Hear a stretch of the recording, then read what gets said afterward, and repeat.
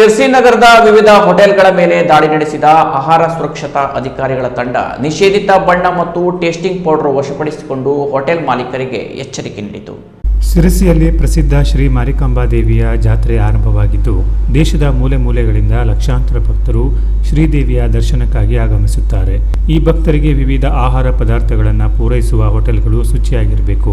ನಿಷೇಧಿತ ಬಣ್ಣ ಮತ್ತು ಟೆಸ್ಟಿಂಗ್ ಪೌಡರ್ ಹಾಕಿ ಸಿದ್ಧಪಡಿಸಿರುವ ಆಹಾರ ಪದಾರ್ಥಗಳು ಗ್ರಾಹಕರ ಆರೋಗ್ಯದ ಮೇಲೆ ದುಷ್ಪರಿಣಾಮ ಬೀರುವ ಸಾಧ್ಯತೆ ಅಧಿಕವಾಗಿದೆ.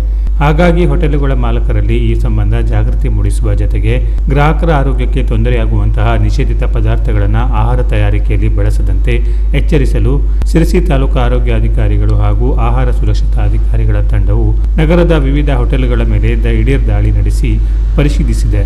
ನಿಷೇಧಿಸಲ್ಪಟ್ಟ ಬಣ್ಣ ಹಾಗೂ ಅಜಿನೋಮೋಟಸ್, ಟೆಸ್ಟಿಂಗ್ ಪೌಡರ್ ಇತರೆ ಹಾನಿಕಾರಕ ರಾಸಾಯನಿಕ ವಸ್ತುಗಳನ್ನು ವಶಪಡಿಸಿಕೊಂಡು ಮಾಲೀಕರಿಗೆ ಎಚ್ಚರಿಕೆ ನೀಡಿ ಇನ್ನು ಮುಂದೆ ಕಡ್ಡಾಯವಾಗಿ ಅನಪೇಕ್ಷಿತ ವಸ್ತುಗಳನ್ನು ಬಳಸದಂತೆ ಸೂಚಿಸಿದೆ.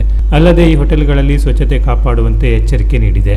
ಈ ದಾಳಿಯಲ್ಲಿ ತಾಲೂಕು ಆರೋಗ್ಯ ಅಧಿಕಾರಿ ಡಾಕ್ಟರ್ ಮಧುಕರ ಪಾಟೀಲ್ ನೇತೃತ್ವ ವಹಿಸಿದರು. ತಂಡದಲ್ಲಿ ನಿವೃತ್ತ ಆಹಾರ ಸುರಕ್ಷತಾ ಅಧಿಕಾರಿ ಹಾಗೂ ಜಾತ್ರಾ ವಿಶೇಷ ಅಧಿಕಾರಿ ಅರುಣ್ ಕಾಶಿ ಭಟ್, ಹಿರಿಯ ಕ್ಷಯ ರೋಗ ಮೇಲ್ವಿಚಾರಕ ಉದಯಶಂಕರ ಭಂಡಾರಿ, ಫಾರ್ಮಸಿ ಅಧಿಕಾರಿಗಳಾದ ಮಹೇಶ್ ಡಿ ನಾಯಕ್, ಪ್ರವೀಣ್ ಆಚಾರಿ ಹಾಗೂ ಶ್ರೀನಿವಾಸ್ ರವರು ಉಪಸ್ಥಿತರಿದ್ದರು.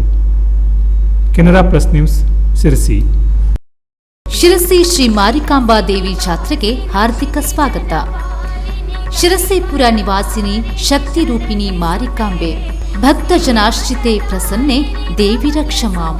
ದಕ್ಷಿಣ ಭಾರತದ ಸುಪ್ರಸಿದ್ಧ ಶಿರಸಿಯ ಶ್ರೀ ಮಾರಿಕಾಂಬಾ ದೇವಿಯ ಜಾತ್ರೆಗೆ ಆಗಮಿಸಲಿರುವ ಸಮಸ್ತ ಭಕ್ತ ಕೋಟಿಗೆ ಹಾರ್ದಿಕ ಸ್ವಾಗತ.